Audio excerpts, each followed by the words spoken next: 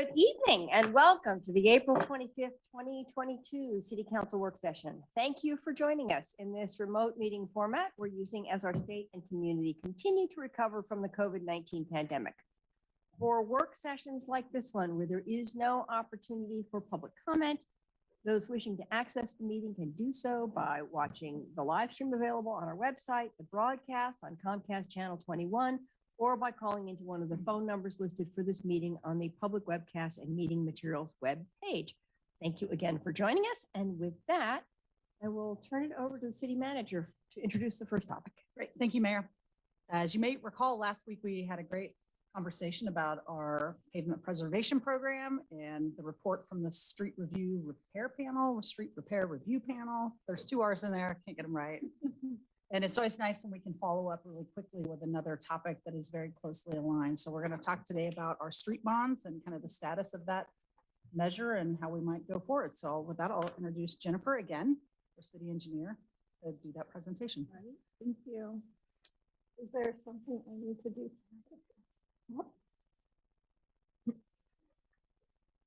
Twinkle your nose. Worked. Okay. Thank you. All right. So good evening, Mayor and City Council. I'm Jennifer Willer. I'm the city engineer. And with me is Twyla Miller, the finance director. And we are here to talk about a renewal of the general obligation bond for street repair. And we will give you just a real brief payment management system needs overview. Like Sarah said, we talked about this last week, but there were some questions that were raised. So I do want to talk about it a little bit more and how this might relate to a bond renewal. Also, I'll give you a brief history of the prior and current bonds to catch you up. And then we will talk about some staff and public engagement that we've done in the considerations that we've been talking about and what a renewal might look like, as well as next steps in a schedule if council were interested in pursuing a bond renewal. So we are in the 4th year of the 3rd 5-year bond measure. And if council were to choose to proceed here, you know, all 3 bond measures have had a really significant impact to the payment condition here at the city. And let me show you that here with this nifty little graph here. So in 2007, the annual payment management report estimated that the backlog would reach 282 million by 2016 if nothing were to change in the funding of the program. Instead, voters passed the first bond measure in 2008, and the backlog at that time was 178 million. So since that passed, we've seen a steady decline in the backlog, to the point that in the 2022 report, it reported that in 2021, the backlog was estimated at 87.6 million. So one of the questions last week was, what does the backlog mean? And what should the target number be in the backlog? And really the backlog is an estimate of how much work there is to rehab or reconstruct streets that given year, and the estimate of how much we think it's going to cost to do that. And if there's not enough funds for that work, then the backlog goes up. And if we have enough, then you might start seeing a flattening of that curve. And if we have more than enough, then it will start declining here. But ideally, what we would see is that the backlog and the annual amount that we have to spend are much closer aligned than they are right now. So what is that annual amount we need? So this is a graph that Katie showed last week, and it's the annual funding needed to perform pavement rehabilitation and eliminate reconstructs in 10 years. And so one thing I want to note here is this number is a little bit higher than what we would need if we were just focused on rehabilitation, because this includes that we do have streets that need to be reconstructed in the city.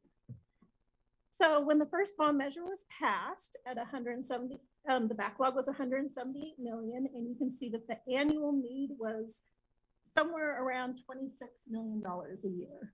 With all of the bond measures that we've had now, the current backlog is 87.6 million, and the current annual amount is, we're estimating at 15.5 million. So we have a $3 million a year gas tax is what we currently estimate that to be. And the current bond gives us about $10 million a year. So if you do the math, 3 plus $10 million is a little bit less than the 15.5 million that we're estimating.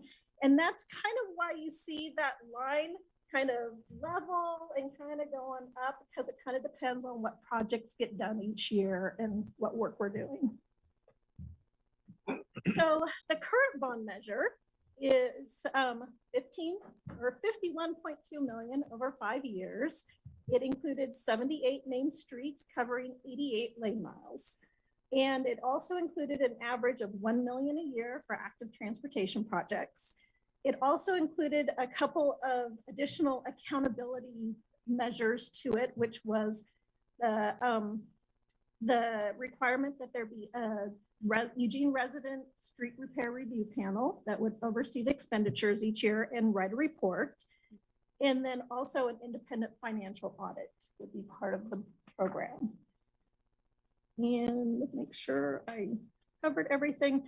The current bond measure will be, the construction of the current bond measure projects will be complete in the calendar year 2024. And basically, if we want to allow for the continued planning and construction of projects, then that would mean that we would need a new bond measure in the fall of 2022 to take place. So the 3 previous bond measures also included active transportation facilities. And you can see that with each bond measure, the amount of money and the type of facilities that were covered got tweaked a little with each bond measure. It started out with $350,000 a year for off-street paths. The number increased to include really any active transportation improvement that was identified by staff recommendation, the Active Transportation Committee, as well as the TSP used to identify projects. And the current amount of $1 million per year kind of equates to about 10% of the current bond. So that'll be important a little bit later on. The active transportation projects are also like the pavement preservation projects. They do receive funding in addition to the bond. So like the pavement preservation projects, we have a local gas tax that helps supplement that bond funding that we get. And with the active transportation projects, we also get funding from a variety of different sources, including federal grants, for example. And we typically use the bond funds and transportation SDCs to supply the local match on those grants that we get. And just as an example, or give you some magnitude, over the last 10 years, we've been very successful in getting grants for active transportation, and it's about $20 million over the last 10 years for completed and in progress projects. And so now Twyla is going to talk about the financial considerations in a bond renewal. Okay. Thanks, Jennifer. Good evening, Mayor and councilors. So Twyla Miller, I'm the finance director. And I just have a couple of finance slides here for you today. So traditionally, we've used a different approach with our street bonds. A traditional general obligation bond, we usually issue all of the debt at once and then repay the bond over 20 years. But we have taken a different approach with each of our street bonds. We use really a line of credit. So it's really a kind of a short-term 5-year bond where each year we draw down on our line of credit. We pay project costs as they come due. And then each fall, we, when property tax revenues are available, we then turn around and pay off the line of credit. So this has a lot of advantages. There are lower issuance costs. There are lower interest costs as well. So it's really a pay-as-you-go approach. So at the end of the 5 years, we have no outstanding debt. We don't have 15 years of debt repayments. So it's really an advantageous way of issuing debt. And in addition, bonds are outside the Measure 5 tax rate limits. So if we were to fund this work through, say, a local option levy, levies, of course, are subject to those limits and related to compression. So it's really kind of a win all the way around. Next slide. So the slide you see here shows the assumptions we've used in doing some modeling.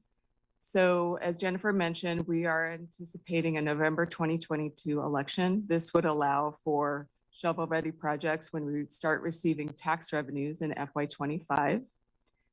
We've also assumed we'd continue with this approach of using a line of credit rather than a traditional bond. And we've also sized the revenues to increase about 4% each year over the time period to account for inflation. And then we've also, again, low issuance costs. So about 0.5% of the total bond amount would be for bond issuance. And then we're assuming 94% collection rate, and then also aligning with information from the tax assessor related to real market value and assessed value in all of our calculations. Next slide. Yep.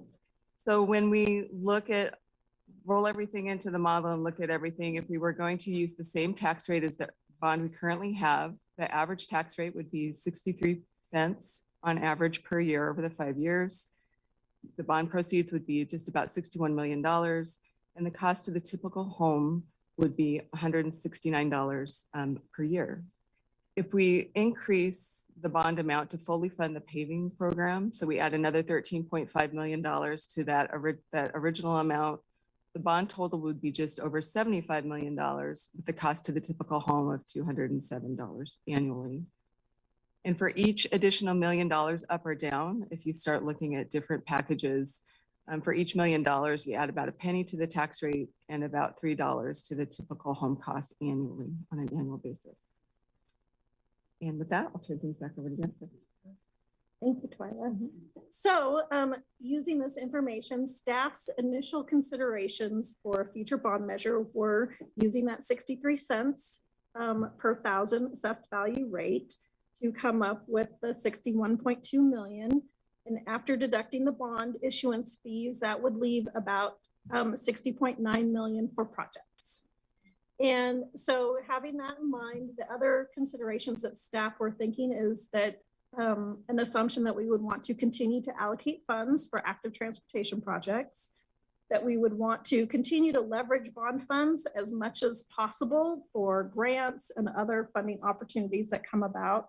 But the question that we've really been having a lot of discussion over is whether or not, or how we might adjust the scope of the bond funded projects to include more work to address a number of the plans that council has adopted.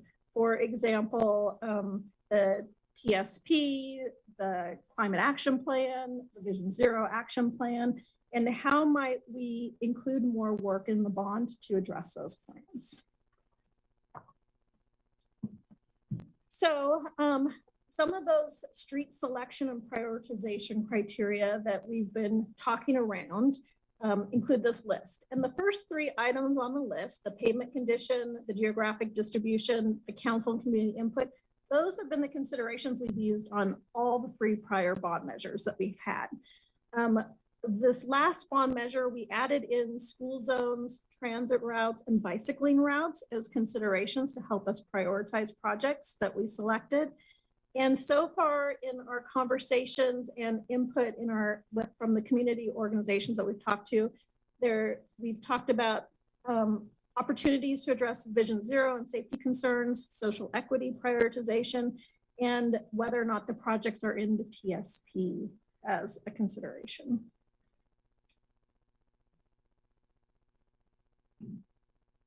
So we also have recommended that we keep the accountability provisions that have been in the prior bonds. So including named street projects, using the external auditor annual report, and the street repair review panel made up by Eugene residents.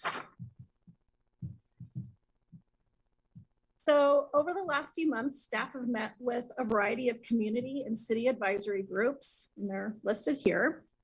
And in those presentations, we solicited feedback and reactions to various bond measure proposals and scenarios.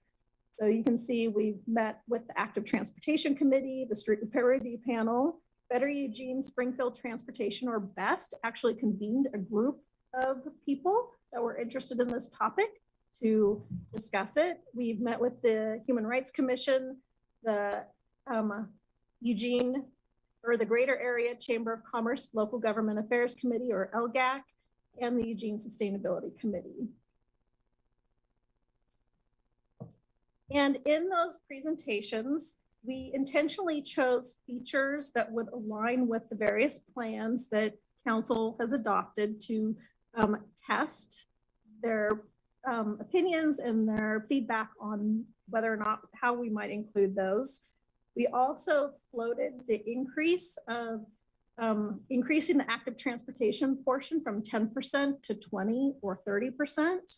We also floated concepts related to complete streets concepts. So that's something that's discussed in the transportation system plan of making improvements to streets that allow safer use by all street users. And so some examples would be the new or upgraded street lights, sidewalk infill, and enhanced street crossings. And the feedback was mixed from those presentations. Some were very supportive of a shift, especially to strengthen active transportation and safety measures. But there was also some that were wary of straying from the historic focus on pavement preservation and addressing the backlog. So we also have polling that we're doing for this. DHM Research is the contracted polling consultant, and the polling is now in progress, and it's expected to take 2 to 3 weeks before we can get a statistically relevant sample size. DHM has developed questions to test the general mood of the voters, the mood of the voters about the street bond in general, and to also get some or test their opinions or feelings on safety and active transportation, complete streets, and their opinions on increasing the funding for active transportation or the overall bond amount. And so here's kind of the calendar and about where we're at. And so based on today's discussion, staff will bring back 1 or more recommendations to council, probably in June. I think we're scheduled tentatively in mid-June to come back. And along with, at that June meeting, we'll bring back a polling report from DHM Research. And if council wanted to proceed with a November 22 ballot measure, we would then bring a resolution back to you in July, I think is about what we're targeting there. And I think the last slide here is contact information for several of us staff. So kind of depending on what you need or what other community organizations would like, all 3 of us are open to asking questions and talking about the bond measure as needed. So at this point, I would welcome your comments or questions. Thank you so much. I have a couple of counselors already in the queue, and I think that list is going to grow pretty fast. But I really just appreciated this presentation, and 2 things really appreciate the tying together, at least for consideration, the other council initiatives on Vision Zero and the Climate Action Plan and the transport, and tying that in with this, which makes a lot of sense to me. And also, I really appreciate being reminded of how this bond actually works. So thank you. I need to hear that over and over again to hold on to it. So with that, I have Mike, and then Greg, and then Randy. Thank you, Mayor. And then Alan, and then Matt. Okay.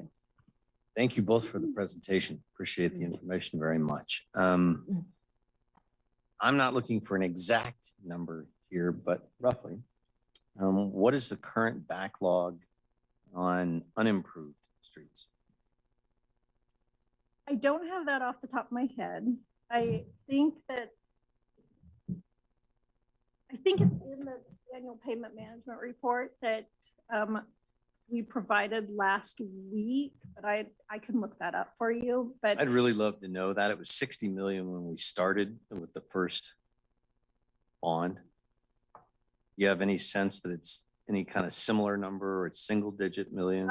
I think that it's down in the single digits based on the enhanced pothole repair Right. projects and things that have been going on for quite a while now.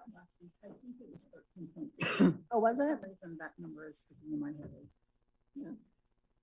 We'll verify Yeah. it, though. That's awesome. That overlay program was something that, you know, I argued quite a lot with Kurt at the time, bless his soul again, about a lot of the unimproved streets in North Eugene needing something. And because they were unimproved, we couldn't really add them to the program the same way. But that maintenance overlay was a gigantic hit with an awful lot of people in North Eugene. And I know we've done well with it so far. I would wonder, is it too late to add a question to your poll? And it would be, if you were going to expand that bond, any amount for anything, wouldn't the maintenance overlay program be the most desired amongst people as opposed to active transportation issues? Not that we shouldn't do those, but when we get to doubling that every year, at some point we should be looking at some of these other things, in my opinion. Especially something that was so successful at helping folks who live on roads like that not be in danger, especially with their vehicles.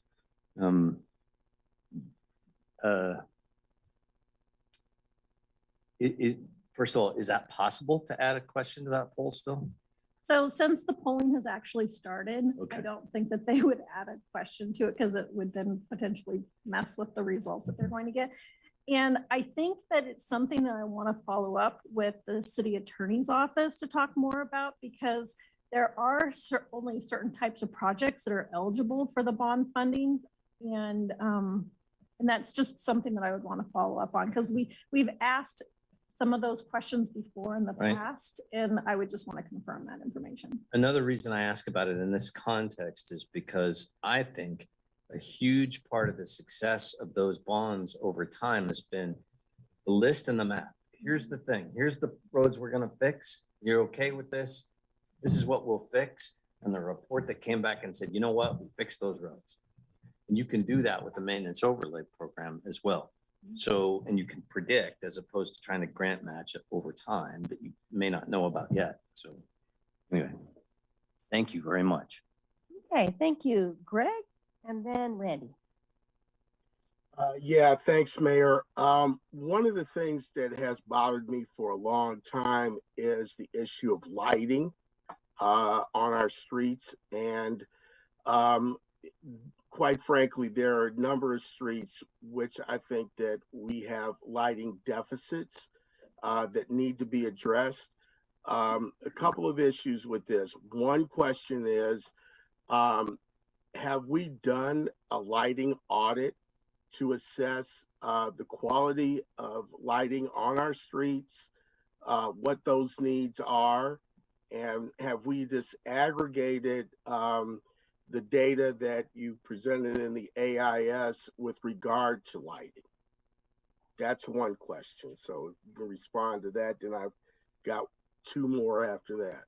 Okay, so Matt, I'm not familiar of us doing an audit on street lighting, but I do know that that is something that is of concern in our Vision Zero action plan, as well as in the TSP and the complete streets concepts. And so that is why it's in these considerations of how might we fit that into a bond measure of looking at street lighting.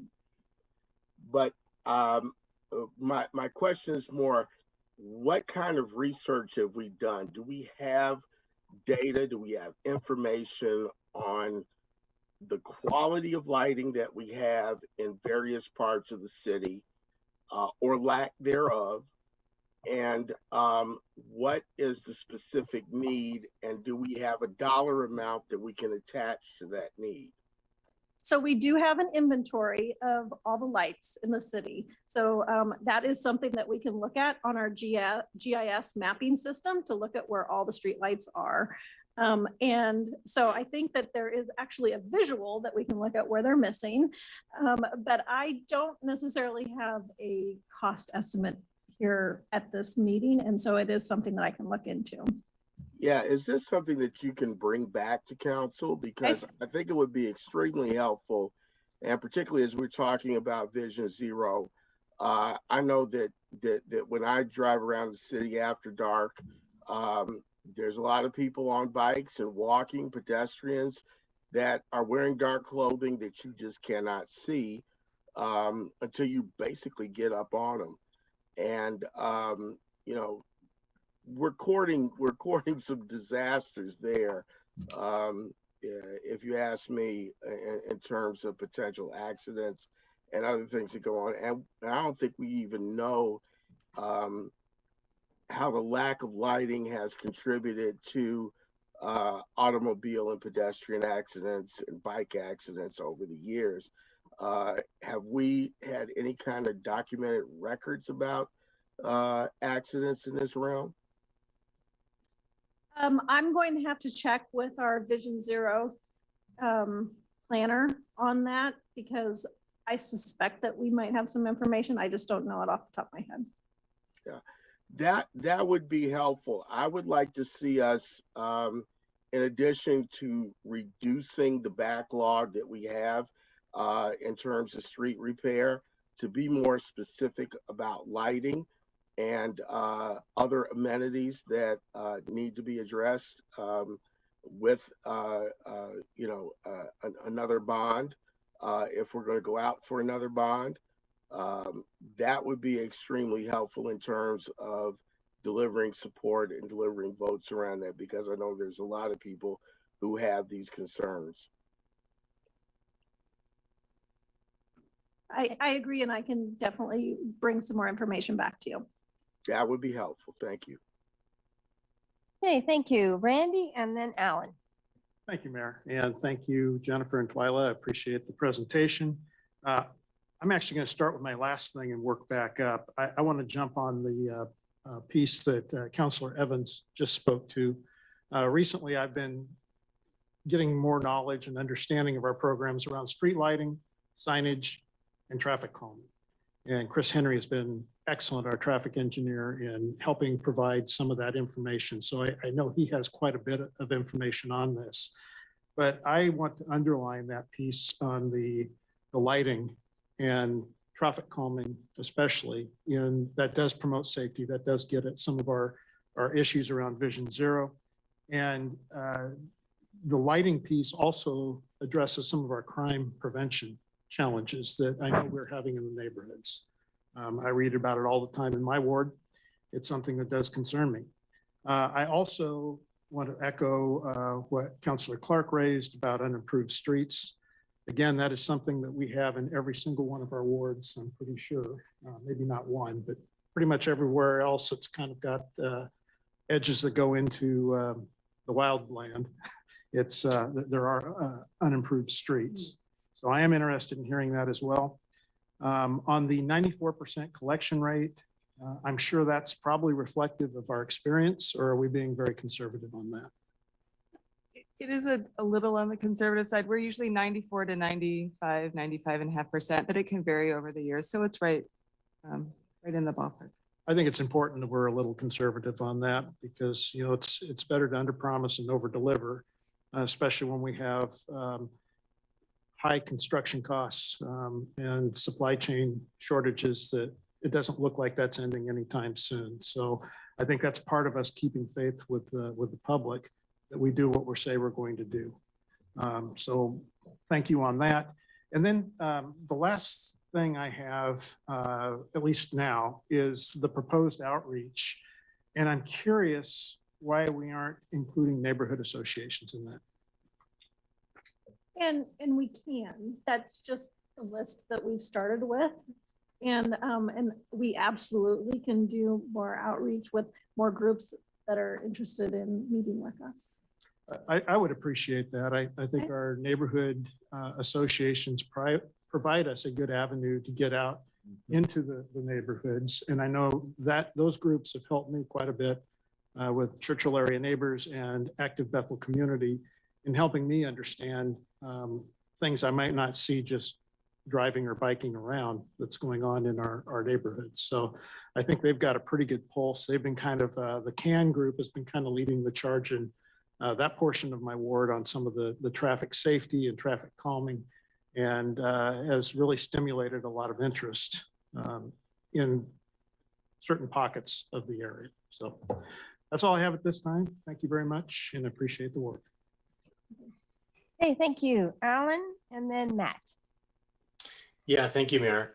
I absolutely believe it's essential to keep the accountability mechanisms, the naming of the projects, the independent audit, and the street review panel. Those have been, I think, a good formula for building trust and making promises and keeping the promises and making sure we did that. A couple of questions. One, a couple of slides had different numbers on them. I thought the current bond rate was 65 cents per thousand. You showed 63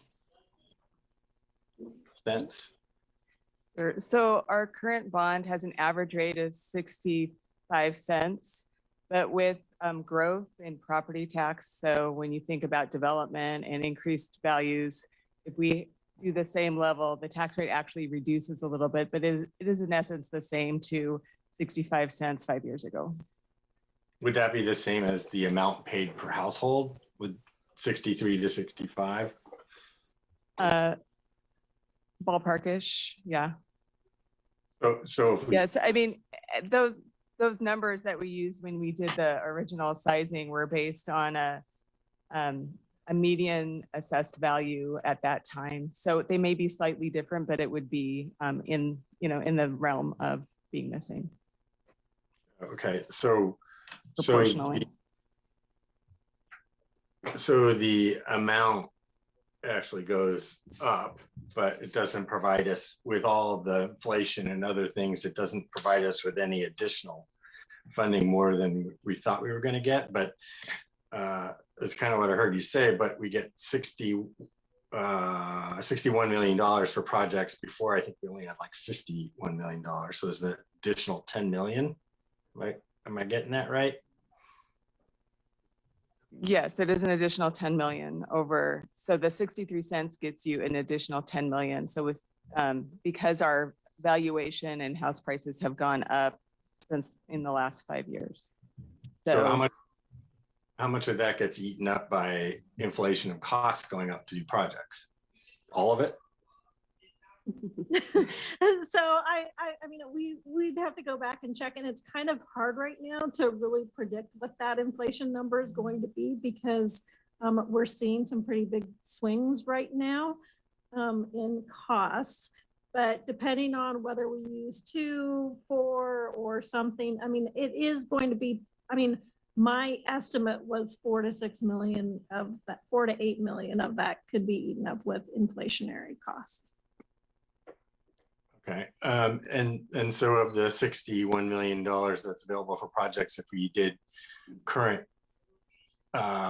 percentage would be 10% for active transportation projects, how much would that be? And what would, and doubling it would be 20%, obviously. Right. So, you know, if we went on a percentage basis, so this last bond, it was just $1 million flat amount. And so for the sake of simplifying the questions, we went to 10, 20, and 30% in the questions. And so 10% of, say, the 60 million, which would be after you take out the bond issuance costs. So 10% of that is, let's see, 60 million. Oh.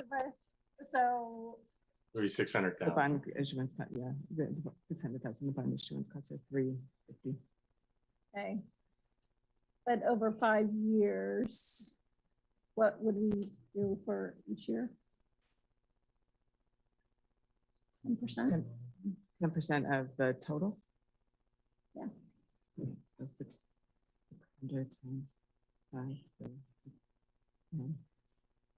300. If there were, six- Never good. I need a calculator. 1.1. well, if there were 51 million Not available for in the here. project, 10% would be $600,000. So yeah, it'd be $1.2 million a year about for active transportation out of that total. That would be 20%. That'd be 10%. Okay. So we'd get an extra million too for increasing the amount from 10% to 20% for active transportation projects. Okay, that's helpful. So that's a direct trade-off for the backlog though, right? That means the Correct. backlog wouldn't go down as fast. Correct. All right. So traffic calming's been brought up. How much do we spend on traffic calming right now? So currently the CIP includes $100,000 a year for traffic calming. It used to be 30. It used to be 30 and I checked with one of our transportation planners and we can't remember when exactly it changed, but it's now $100,000 a year. Yeah, I think I made that motion in the budget committee several years back. But they're all blurred, so I can't tell you how long ago it was either. So that number's been there for a long time though. And do you know what the backlog is for traffic calming project requests? I don't know that I have a dollar amount here, but from what I've been told, we currently have 18 locations that are eligible for traffic calming projects. And we usually get about 1 to 2 projects done a year. So we're like 10 years out to get to just the ones that have requested them. And most people don't request anymore because the waiting list is so long. Okay, so that might be something the council wants to look at. Do we actually have a specific amount that we categorize as Vision Zero projects? Or is that something that's a co-benefit to the projects that we do when we do the design? Yeah, we don't have a dedicated funding source for Vision Zero. It usually, I'll co-opt your word of it being a co-benefit to other projects. And we've definitely funded that with a number of grants and other work that we've done for active transportation and streetscape projects to also realize some Vision Zero benefits at the same time. Is that quantifiable? Not off the top of my head, but it's definitely something that we're putting together because I do want to acknowledge that I did receive your questions that you sent last night. And so we are working on putting that information together for you. Good. I'll need another round, Mayor, but I want to talk about the slide that had fully funding the payment preservation when it come to second round. Okay, got it. Matt and then Claire.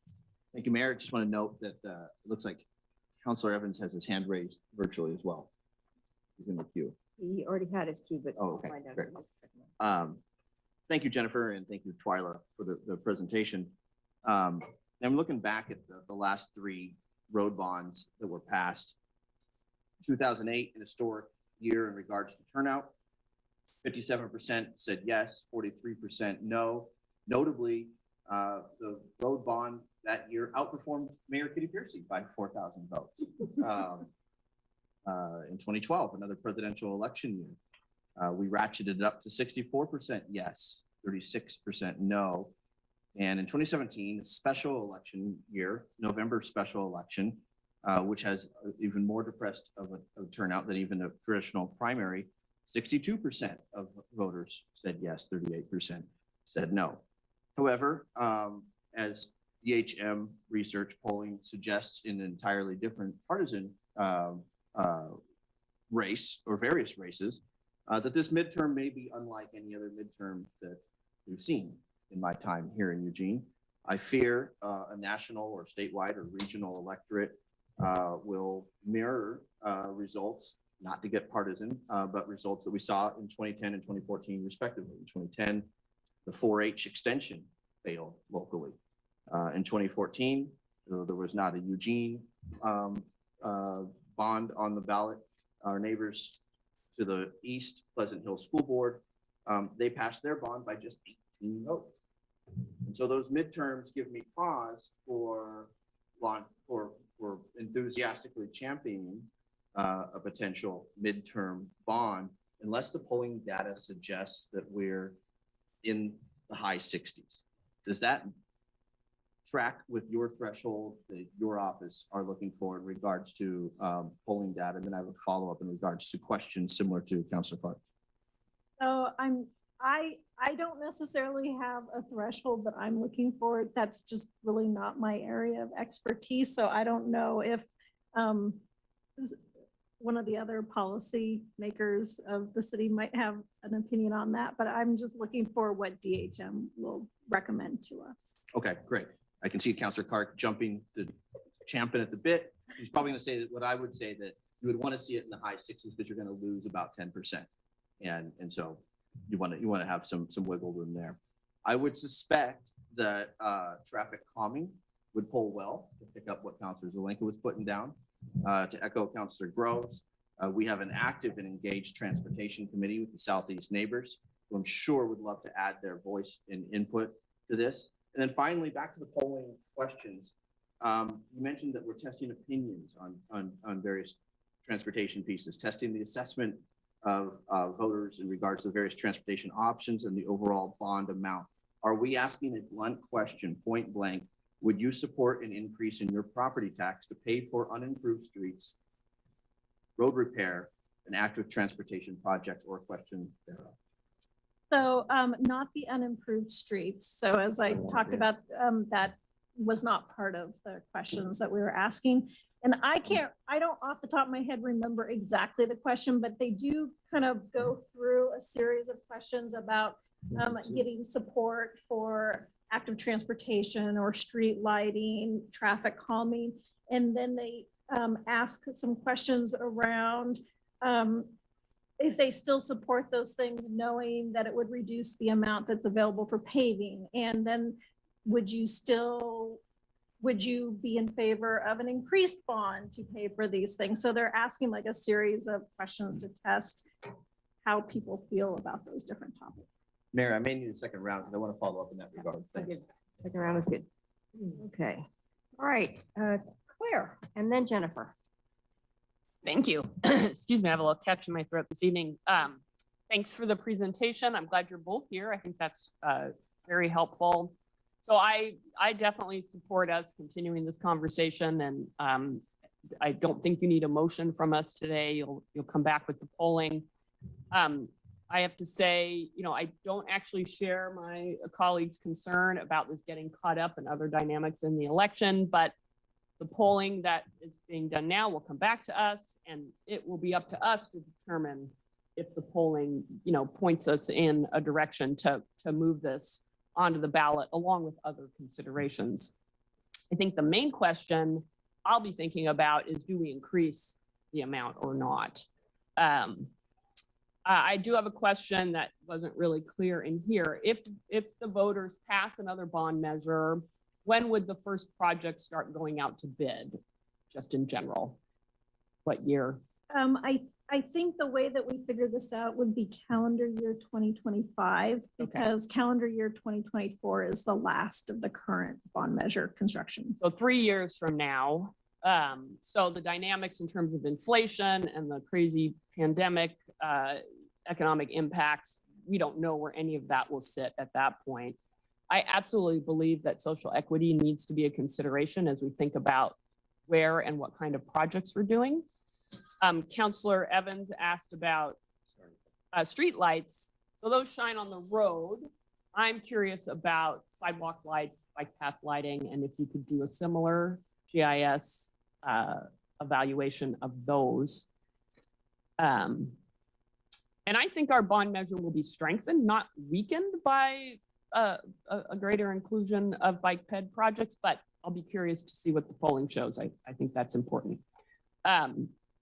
I do think we would be at an advantage, not only because we made a commitment to Vision Zero, but because in our going out for competitive grants, I think having an identified source for Vision Zero projects would make us even more competitive than we already are because of this bond that we've had. It does really put us in a strong position when we go for state or federal funding. And then on the traffic calming, I'm glad Councilor Zoink brought that up. I have an unaddressed email I need to get to from a Santa Clara resident off of Irvington Road who's very concerned about safety on that street and wants to see something done.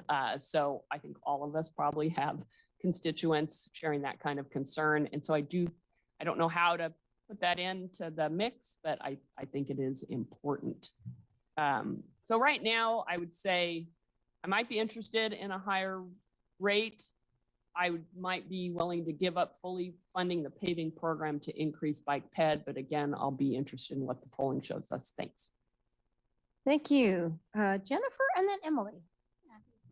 So first of all, thanks to you guys for being here. I want to thank you because it looks like from this report that you guys did a deeper dive into the whole program and kind of ways that they can be improved and things we should be looking at. And I want to appreciate that. You could have just, business as usual and moved on, but you didn't.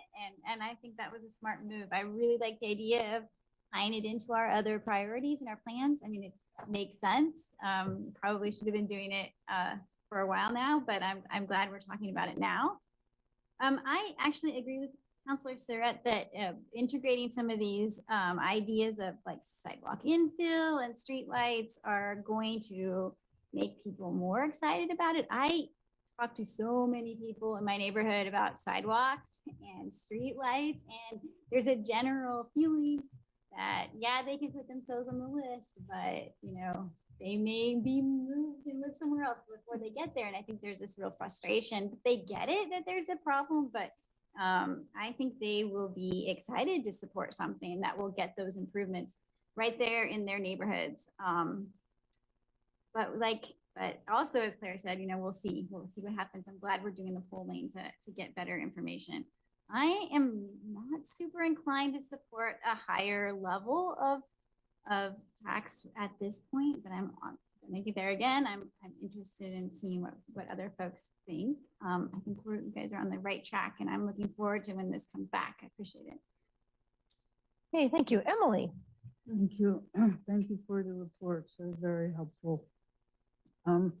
When you were talking, the review of 2022 pavement management report, you said that we would need approximately 15.5 million a year to do everything. Now that means what? All the backlog and so that means keep any new streets from falling into a reconstruct category and addressing the streets that are already in a reconstruct condition within the next 10 years.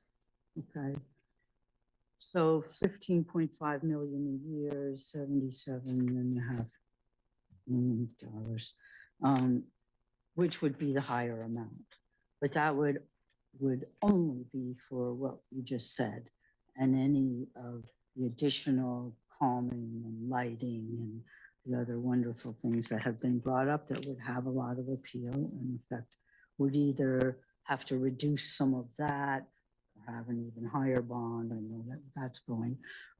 So whatever we decide, there's going to be some give and take between the roads and other things. And the sidewalks in my ward are atrocious. There's a few places where there is no sidewalk, but the sidewalks are 100 years old, but they're the property owner's responsibility. So the bond isn't going to help them.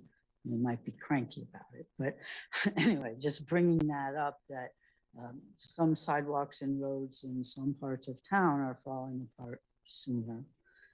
I do appreciate that the reports and the plans include all the wards. I always go and check that, make sure we're getting our part, and it looks very good. So, and there may be some parts of town that need a little more love than others.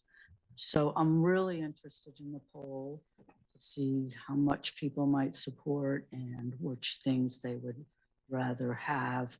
Don't know how you arm wrestle which things, stay or how much. I think the active transportation's pretty critical with our cap.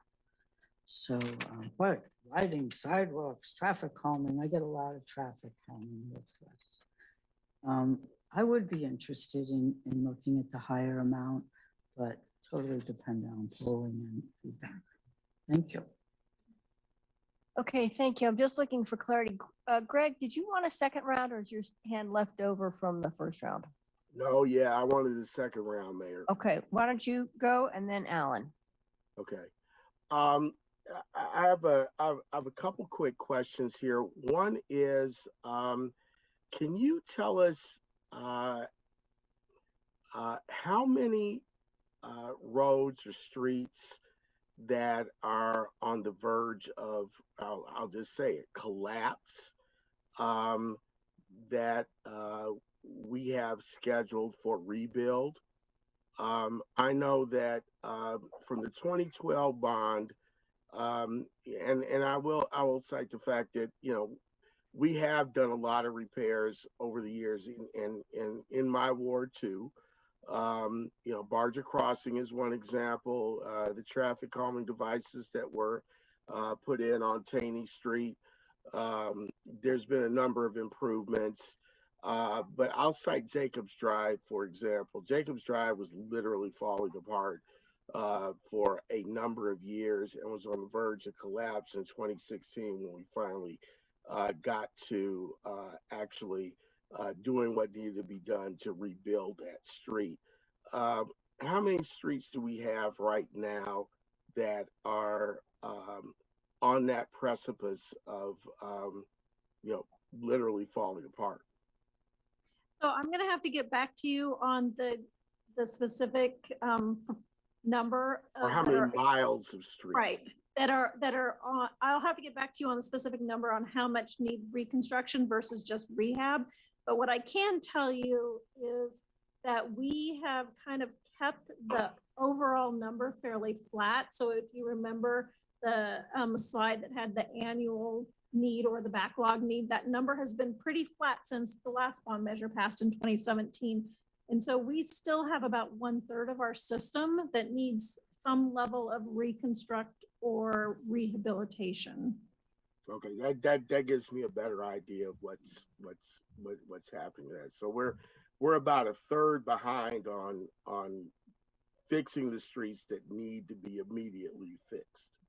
Is that Yeah, and we've kept that number pretty flat for the last 5 or 6 years. So with us being about $296 million in backlog, besides more money, are there other measures that we can take that will substantially or at least marginally reduce the amount of backlog that we have?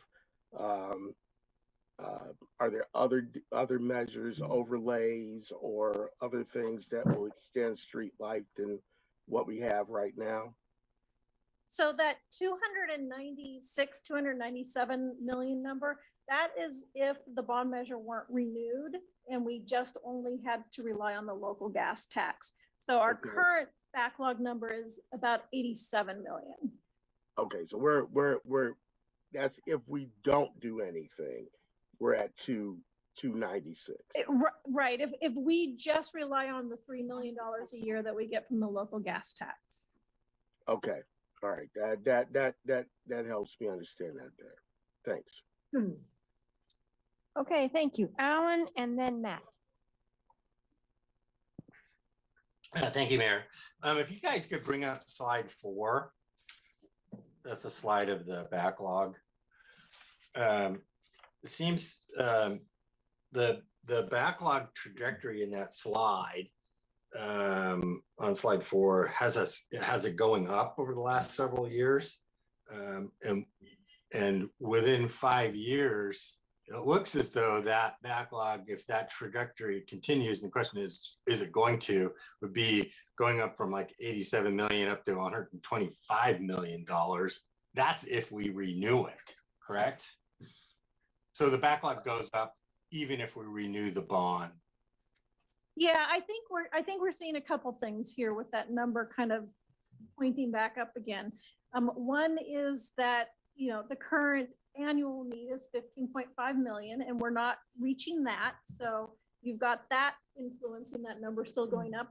The other issue is that the economic conditions that we're in. So if there's a strong economy, we see construction costs go up. And if we're in the conditions that we have now with labor shortages and supply chain issues, we see construction costs going up.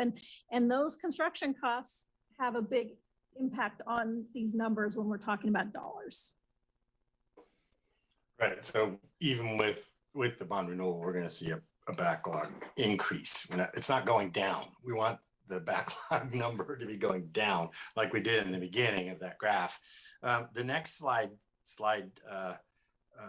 5 shows that gap. Doesn't quite show it completely, but we need 15.5 million. We're getting 10 million from the bond and we're getting 2.5 million from gas tax. So we're still about $3 million gap, right? Correct. The gap means that if we filled the gap with funding, then we would eliminate our backlog in 10 years. That would allow us to keep any new streets from falling into a reconstruct and eliminating all the reconstructs. Theoretically, we would still have a certain amount of streets that just need to be rehabbed every year. So we don't ever get the backlog to zero. What you want is for the annual amount that we are getting in funding matches pretty close to what work needs to happen each year. Right. That's why the backlog actually grows, because we don't have that amount of money. Correct. Right. So if we were to add $3 million to this, we would be able to stop the backslide on the backlog. And if we don't do a renewal, we get to 196 million, or about close probably to 200 million by the end of 5 years. So, going to slide 11, do I got that correctly? If we were to fully fund the rest of the money on top of the gas tax with the bond, that's the fully fund the paving program. That would be the 75 million and the 77 rate, correct? That would get us to, yes, I believe that's what finance calculated for us. right. So that little increment actually gets us on track. When we did the original funding subcommittee for this problem back a decade ago or so, we came up with several things. One was a user fee, one was this bond, and one was a garbage tax fee, where we'd add $1 per can. Did you guys do an updated assessment yet on what $1 per garbage can costs? And the nexus there is that garbage trucks go there every week, and there's multiple ones, and they cause a lot of damage to streets. And so there's a direct nexus between those garbage cans and repairs of your street. So that's where that came from. But do you have a sense of how much a $1 fee would, from that analysis we did way back when? So those calculations are in progress. I have talked with our staff in our waste prevention program, and they're working on those calculations for us. Good. And there was a commercial fee as well. So needless to say that if we don't increase this amount, we're not stopping the backslide of the backlog. We're just digging a hole deeper over time. And if we don't pass it, we're down to 20% of this funding. Okay, thank you. Okay, thank you. Matt and then Mike. Thank you, Mayor. Adding 1 cent to the rate certainly seems reasonable, and I hope folks who are being polled throughout our community respond accordingly. If I could add my 2 cents, unintended, a 2 cent increase to the gas tax, something council in 2007 voted overwhelmingly to advance, and yet it was pushed back and defeated by the petroleum industry that sunset that then temporary 2 cent addition to City of Eugene's 5-cent gas tax, which has not been adjusted since. So putting in my 2 cents, I would love to see polling that suggests that the electorate agrees with me, especially at a time in history when we're advancing electrification and reducing our addiction to fossil fuels. I am curious about what other questions we are polling. And mind you, on the Lane Community College Board of Education, prior to going out for a bond, the board was very hands-on in developing the poll survey questions. So this is get my sea legs learning about the poll after the fact. And so similar to some of my colleagues, I have some questions about how to reshape or even add to the poll. But are we polling landlines exclusively? Are we polling a combination of landlines and cell phones? What are the dates of the polls? When was the poll launched? When will the poll conclude? So the poll is going to conclude when they've reached the sample size that they can make a statistically relevant conclusion from the information. And I don't remember what that number is off the Probably top of my 400 to head. 500. I mean, that number sounds right, but I don't remember exactly off the top of my head what they're going for. And they estimated that it would take about 2 to 3 weeks for them to reach that number. And I don't have the details on the calls and how they're selecting the people. Is that pretty standard operating procedure at a municipal level, that a poll like that of the significance that will then inform council goes out before council's feedback? We've done it both ways. I mean, there's been time, we've done a lot of polls without, it's been pretty rare that council has weighed in on the exact questions. Yeah. Community survey is a little bit different. That situation, we do bring it forward, but the polls we've done around the library, recreation, cultural services, park bond, those typically we don't bring to you, we bring the results. Okay, thank you. So if I could just underscore the point I made in my first round, that a blunt question asking about your property tax going up and making it very clear how much it will go up will be wholly informative, because that's what will be essentially folks who are against this. That's what the opposition, how they will frame it. Moreover, if I could just editorialize, just at a 30,000 foot view, I think we as a community and as a municipality need to get much better at celebrating and illustrating our successes. And if we are to be successful in going out for a 4th roads bond, pointing to the successes obviously is paramount, and being fully prepared for opposition messaging that will certainly hone in on your property tax, likely increasing, which would squeeze seniors on a fixed income, pass on to renters arguably, but if it's indicated, and there's polling to suggest that voters support a modest increment, 1 cent through the rate, modest $3 for a typical household per year. If it's framed in that way, and it's framed in that way when we're asking, when we're polling, not just do you want improved roads, of course you do. Do you want active transportation? Of course you do. But if it's framed very clearly, that arms us to be in the best position to advance this at the earliest possible date. Thank you. Thank you. Mike and then Claire. Thank you, Mayor. I don't want to pick on you guys because you're awesome and you do a great job, and I appreciate very much the work you do on this. I admire it. But I do want to agree with my friend Matt here that I really wish in this particular case the questions had come to us with an opportunity to weigh in. My first one, there's now no way I'll know the answer to, does the public think of this the way I do, which is that if we're going to increase any efforts, it should be towards roads that are not yet set to a city standards, unimproved roads, as opposed to doubling for the 4th time what we do with active transportation. So I have no way to get the answer to that for the sake of my colleagues, who I may want to, try to persuade that the public is more interested in seeing us spend that extra money that way. And so I'm kind of bummed about that. But if there's any way to get that information, I would appreciate it very much. I agree also with Randy that there's really 2 categories. One is enhancing the unimproved roadway work that we do in all of Eugene with regard to the maintenance overlay stuff. But number two, the 100 grand we spend on, that's a silly number, frankly. And there are an awful lot of people who want that very badly. And I agree also with Greg, lighting.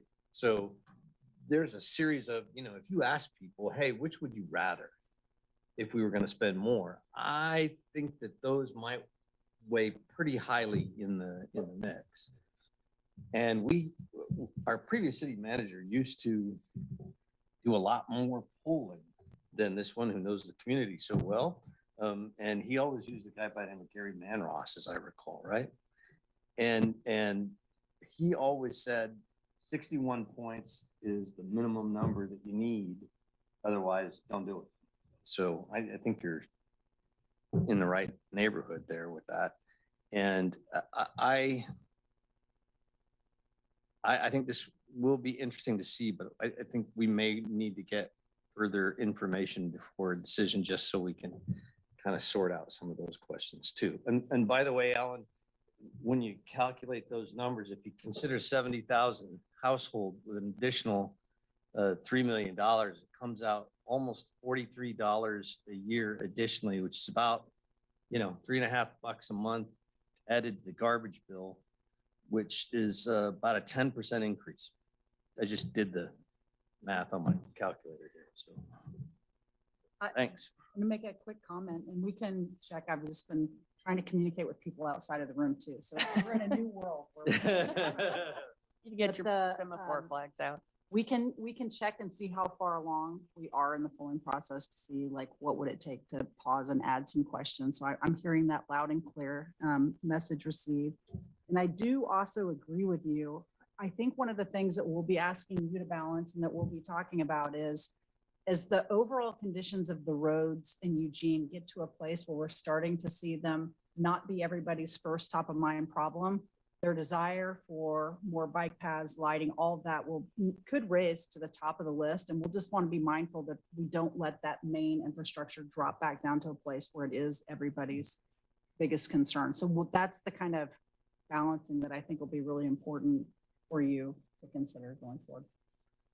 I didn't see if I had more time left. Was I out? I can't remember. You're probably pretty close, but I don't remember. If you need, I said one The last timer question. monitor says out, you were out you of were out. time. all right, there we go. So The wizard said you were out. I'll come back to you. All right, Yeah, it's not that critical. Thanks. All right, we have, If we need to go till 7, that'll be okay. We have an opening on May 9th, but I can come back with the second topic. right, I was thinking we were going to finish this by 6:40, but that's probably not going to happen. It might be 6:45 though, and then we'll give a quick 15 minutes. Okay, otherwise, okay, thank you. Claire and then Randy. Yeah, thanks, Mayor. Just listening. So I appreciate the city manager's comments. I think the polling is important. I don't think it's the only thing that makes our decision, but I agree, like a threshold that says, all right, we're not, because we don't want to send out a bond measure to fail, right? Like that's bad form. And are we still using the same polling firm that we've used in the past or a different one? This is a different firm than the Manross. Okay, well then I won't say some of the things I was going to say. But I appreciate you maybe seeing if they can pause it or do a reset, add some of those questions. I appreciate Councilor Clark's comments about, some of the things that might be higher on the list now because the basic road infrastructure is better than it was, right? But again, we need to be mindful of not letting it fall back into that. I was going to say maybe you could provide Councilor Keating with some of the past polling so he could see, what the questions were, what the results were, what kind of drove our decision. And if we do, assuming we send this to the ballot, there will be a council committee formed to draft the ballot measure statement. Councilor Keating could volunteer to be on that committee. Because you don't have enough to do. I got 15 seconds, please? Okay. Randy? Thank you, Mayor. I'm going to start with, and this is not criticism of you at all. On money matters, I actually would like to be on the front end of polling questions as well, just so we know what is being asked. And again, I don't have any expertise in that, but it just would be helpful for me to know what we're looking at. And then if we are thinking of things like lighting, that's when we'd have a chance to interject. And again, it's not trying to micromanage, just knowing what's going on would be helpful to me. And then I just want to end on the three things I started with in the first round.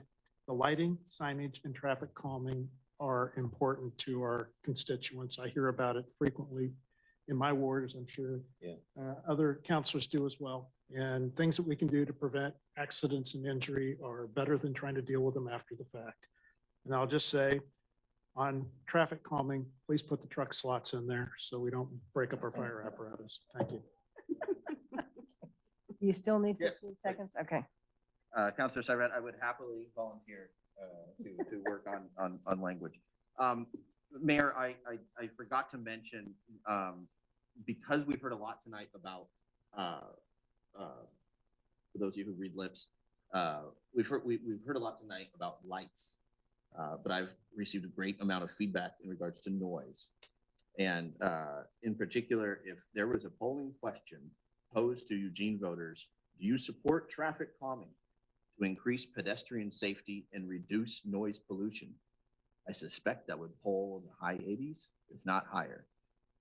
There are vehicles ripping and speeding through the South Hills in the middle of the night, and I'm sure that South Eugene Ward 2 that's not a problem that's exclusive to our community. So I would 3 in the morning, 4 in the morning. It's like, who is racing up and down in these hills? It's wildly dangerous.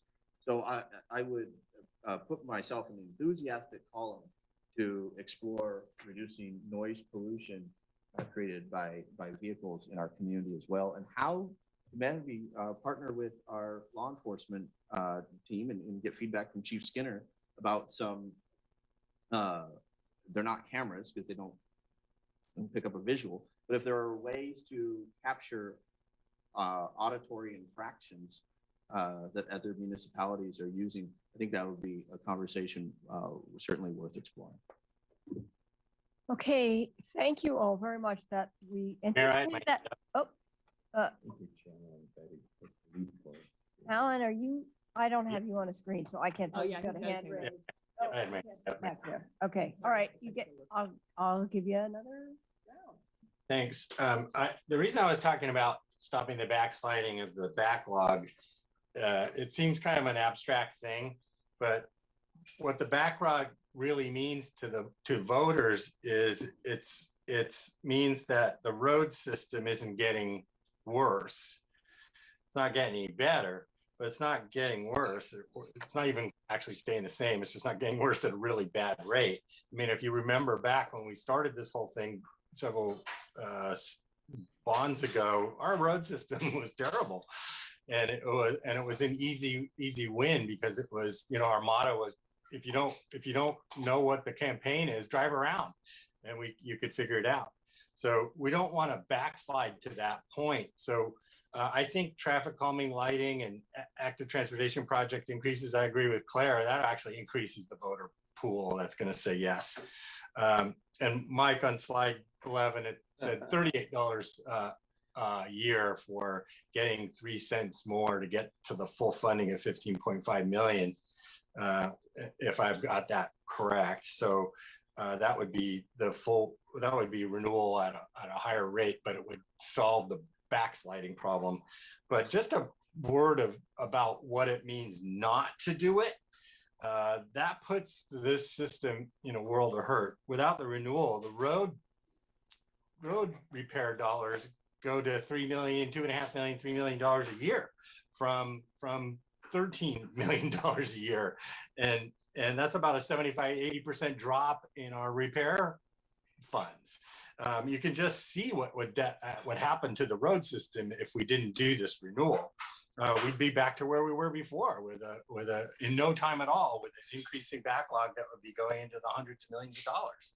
And we'd be starting all over again with a system that's broken. Okay, thank you.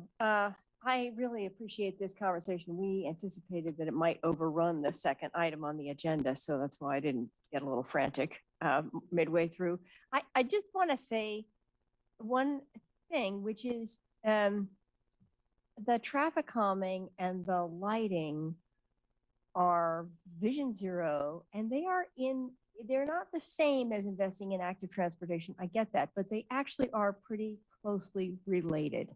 And so the case really can be made for those if you're improving the conditions for people who are walking and to some extent, people who are biking, even if it's not a new bike lane, it's a pretty important investment. So I really appreciate the council's conversation and reflection on that and all of your work to respond to all of these questions.